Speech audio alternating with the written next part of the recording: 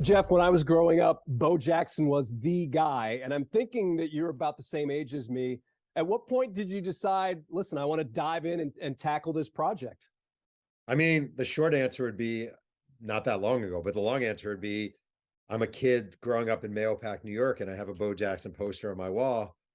And I was always fascinated by the idea of this guy playing two sports and this guy who looked like a Greek statue. And so in a way, it goes back to being a kid and just always having this fascination, and now being a writer and thinking no one's ever really done a definitive Bo Jackson biography. So why not me?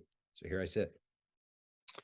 Jeff, was there a moment when you were a little kid, like you just alluded to, that really captivated you about Bo? There's so many things that you could choose from, but when you kind of look back and think back to your kid self, what was a moment that really stood out?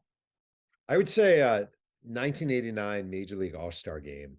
It was in Anaheim, and Bo Jackson was leading off for the American League.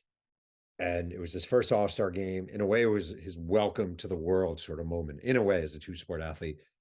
Second pitch of the game, Rick Russell pitching. He hits a home run to dead center into the batter's eye. Vin Scully and Ronald Reagan calling the game from the booth. Perfect blue sky. People run onto the tarp to get it. Some law student from BYU holds the ball up. And it was this magical, magical, magical moment for me as a kid. And it turns out that same game in the fourth inning, Nike did this enormous ad buy for the Bo Knows campaign. And it was the premiere of the Bo You Don't Know Diddley ad campaign with like Michael Jordan and McEnroe, all those guys. And I didn't know this at the time, but all the Nike executives had gathered at Mickey Mantle's restaurant in Manhattan to watch a game. And they knew their big ad buy was this game. And as soon as Bo hits that, they all start in the restaurant are going crazy, hugging, jumping up and down.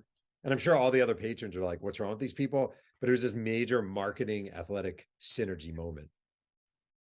What's the most fascinating aspect of his career, whether it's collegiately or professionally, that maybe surprised you or just made you say, wow?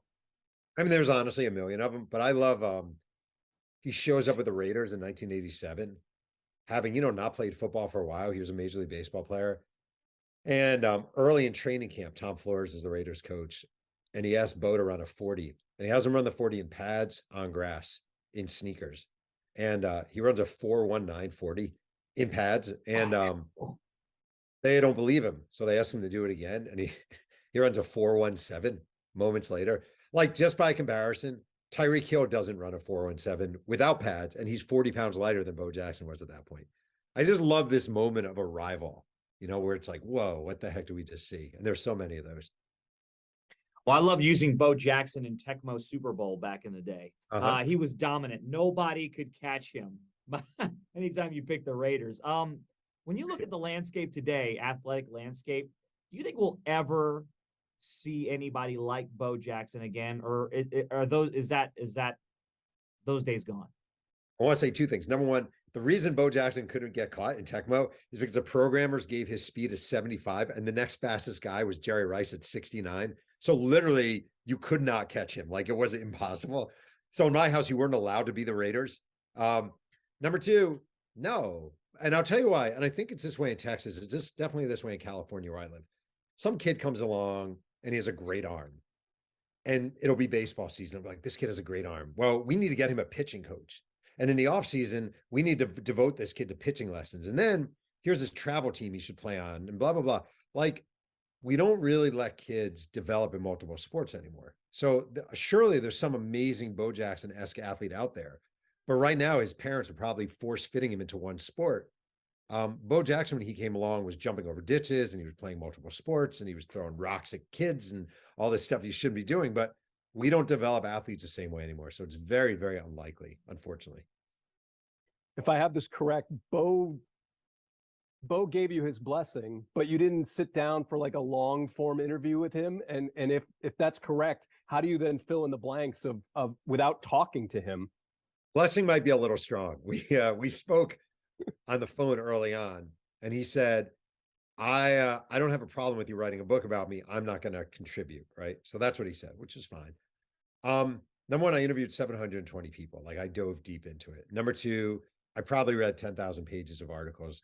And number three, I got really lucky, which is in 1990, Bo Jackson wrote a book with Dick Schaap, his own autobiography called Bo Knows Bo, which I read as a kid and loved.